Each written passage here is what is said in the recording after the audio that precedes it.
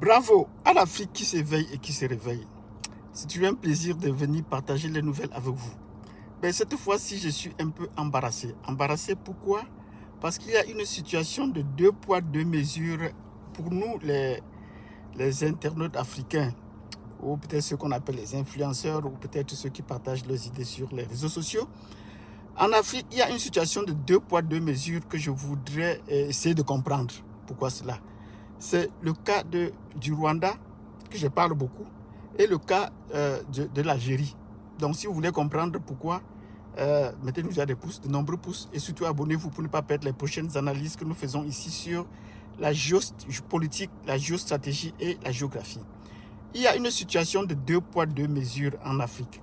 Le Rwanda, dont je parle beaucoup, et que j'ai suivi beaucoup pendant un bon bout de temps, est l'objet de beaucoup d'attaques, ce qui n'est pas faux. Je ne dis pas que c'est faux, c'est vrai.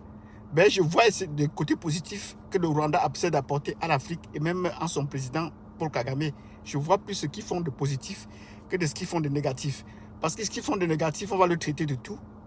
Et surtout parce qu'il occupe le Congo.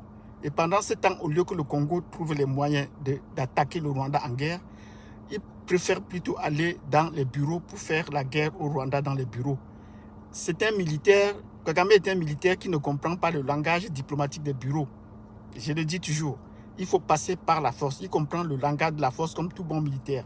Or, des civils ne peuvent pas s'organiser tout le temps pour vouloir faire la guerre à des militaires. Ce n'est pas possible parce qu'ils n'ont pas une préparation, ils n'ont pas le mental nécessaire pour faire cette guerre.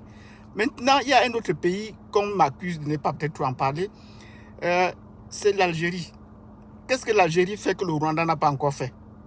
L'Algérie fait pire parce que depuis, non seulement elle attaque, le Rwanda attaque la République démocratique du Congo, mais l'Algérie attaque depuis plus de 30 ans, presque la même période, 3 pays du Sahel. On sait que les activités de guerre qu'il y a dans le Sahel ont pour point de départ l'Algérie. C'est l'Algérie qui est leur base arrière. Et vous avez vu tout récemment, l'Algérie qui est leur base arrière. Mais là, les Africains ne sont pas aptes à dénoncer cela. Pourquoi est-ce qu'il y a ces deux poids, deux mesures? Qu'est-ce que l'Algérie fait de moins mieux que le Rwanda? Au contraire, fait pire. Et elle continue. Pourquoi est-ce qu'on ne peut pas demander une condamnation unanime de l'Algérie pour ses activités de guérilla qu'elle mène dans les pays d'Afrique subsaharienne? Il faudrait bien qu'on dénonce cela.